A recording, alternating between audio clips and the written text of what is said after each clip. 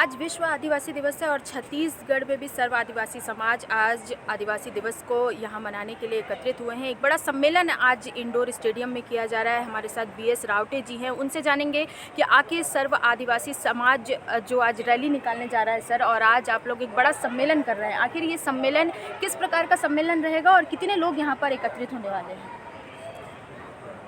विश्व आदिवासी दिवस 9 अगस्त संयुक्त राष्ट्र संघ द्वारा घोषित एक महान पर्व है जो विश्व में 175 से ज़्यादा देश इस पर्व को मनाते हैं।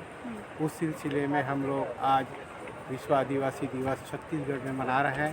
हमारे साथ ही पूरे भारत के जितने भी आदिवासी राज्य हैं और प्रदेश हैं, सभी जगह आदिवासी दिवस मना रहे हैं। आज राज्य स्तरीय कार्यक्रम है। पूरे प्रदेश के लोग यहाँ पर हमारे सामाजिक पदाधिकारी मुखियागण आ रहे हैं और इस कार्यक्रम में सम्मिलित होकर आज जो रैली निकलेगा उसका नाम हम लोग आक्रोश रैली के रूप में दिए हैं। उसका आक्रोश इसलिए व्यक्त कर रहे हैं कि पूरे देश में आदिवासियों के साथ लगातार घटनाएं हो रही हैं, अपमानित कर रहे हैं हमको, महिलाओं के साथ, युवाओं के साथ, और आरक्षण का भी पालन लगातार सही ढंग से नहीं हो रहा है और संविधान के साथ भी छेड़छाड़ कर रहे हैं। इस तरह से आदिवासियों के उल्लेख जो संविधान में संवैधानिक दिया गया है उसका पालन नहीं हो रहा है। इसलिए जनता में और आदिवासी समाज में काफ़ी आक्रोश है। ये पर्व हम लोग खुशी के लिए मनाते हैं, लेकिन एक अवसर है कि हम इसको सरकार को अपनी ओर ध्यान आकर्षित करने के लिए या उन लोग जो काम नहीं कर पा रहे हों उसको आकर्षित करने के लिए हम लोग आक्रोश रैली निकालेंगे। रावटे जी, जिस प्रकार कांग्रेस की सरकार है वो लगातार वेलफेयर स्कीम जो लेकर आ रही है, चाहे हम धान खरीदी की बात करें या फिर रीपा की बात करें, रूरल इंडस्ट्रियल जो पार्क लगाए जा रहे हैं, ये तमाम ऐसी स्कीमें जिसके ज़रिए वो कोशिश कर रहे हैं कि आप लोगों से जुड़ पाएँ और लोगों की जो समस्याएँ हैं उसको दूर कर पाएँ। देखिए, सरकार जो तमाम स्कीम ला रही है, फूड पार्क हो चाहे सी मार्केट हो, उसमें आदिवासियों का हिस्सा कहाँ है? इसमें कोई आदिवासी को मिलता नहीं उद्योग धंधे में अवसर।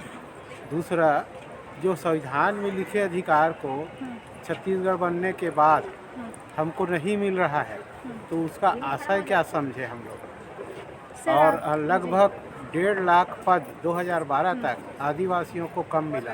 32% आरक्षण था, 20 मिला, और अभी भी मेडिकल सीट में भर्ती 20% के साथ हो रहा था। हम लोग आंदोलन किए, धरना प्रदर्शन किए, तब आनंद फानन में कैबिनेट कर उसको 32 किए हैं। तो क्या इस सरकार में पढ़े लिखे लोग नहीं हैं जो सरकार भारतीय संविधान या जो कानून व्यवस्था उसको नहीं पढ़ते हैं, हमेशा आदिवासियों का हक छीनने की कोशिश करते हैं? तो सरकार कहाँ तक सफल हो रही है? हमारे हिसाब से तो सरकार अभी भी बहुत पीछे है आदिवासियों के विकास को जोड़ने के लिए। वो शहरों के विकास की ओर ध्यान दे रहे हैं। सर, सीपीआई से भी आपके गठबंधन की बात चल रही है और वहीं अगर जनता कांग्रेस की बात करें तो उनसे भी बातें सामने आ रही थी कि हो सकता है कि जनता कांग्रेस भी आपके समर्थन में हो या आप उनका सपोर्ट करें। देखिए, अभी हम लोग सभी पार्टी जो भी छोटे दल हैं उनसे बात कर रहे हैं। अभी फैसला नहीं हुआ है कि कैसे होगा, कितने सीटों पे कौन लड़ेगा, लेकिन हमारा तय है, हम 29 सीट हमारा सुरक्षित है, उसमें लड़ेंगे।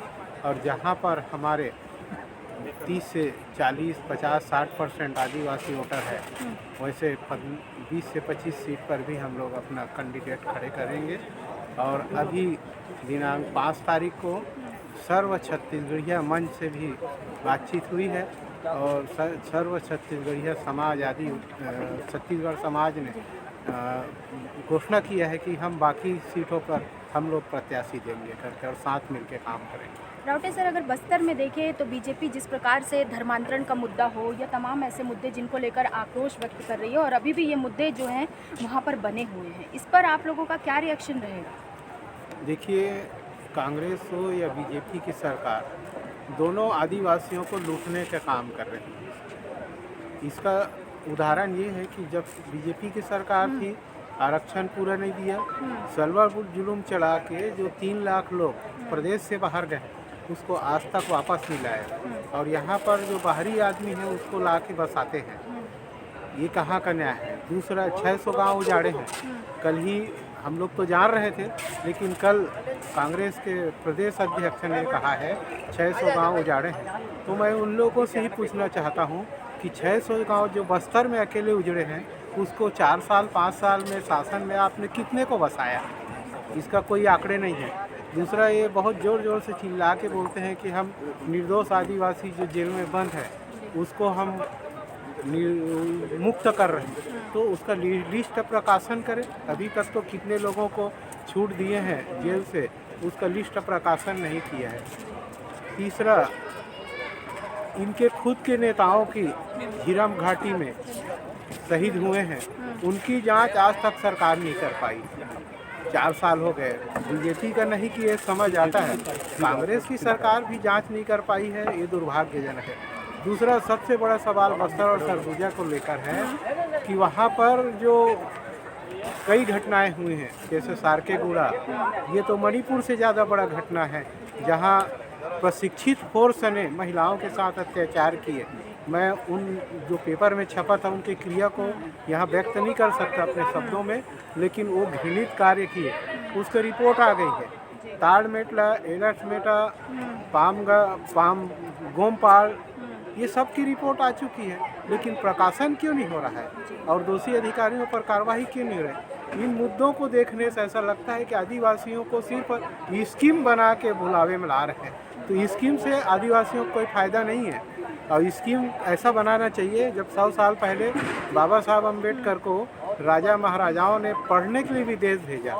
मैं इस सरकार से पूछना चाहता हूँ कि ये 22 साल में कितने लोगों को विदेश भेजे आदिवासियों को, वो अहम मुद्दा है। तो रावटे सर ने अपनी बात रखी और उन्होंने बताया कि सरकार से भी उनके कई सारे सवाल हैं कि किस प्रकार जो स्कीमें चलाई जा रही हैं, केवल स्कीम चलाने से कुछ नहीं होगा, बल्कि आदिवासियों के लिए दोनों ही पार्टियों को कुछ ना कुछ बेहतर करना होगा। और इस बार खुद सर्व आदिवासी समाज जो है वो उतर रहा है चुनावी मैदान में, और देखना ये होगा कि क्या आदिवासी जो लोग हैं बहुताय में छत्तीसगढ़ में, वो इनका सपोर्ट करते हैं। और ये पूरी सीटों पर इस बार चुनाव लड़ने वाले हैं, 29 से ज़्यादा जो सीटें आरक्षित हैं, तो उस पर ये चुनाव लड़ेंगे। और देखने वाली बात ये होगी कि चुनावी जीत में किसकी भागीदारी सबसे ज़्यादा होती है। निशा द्विवेदी, हिंदी खबर, रायपुर।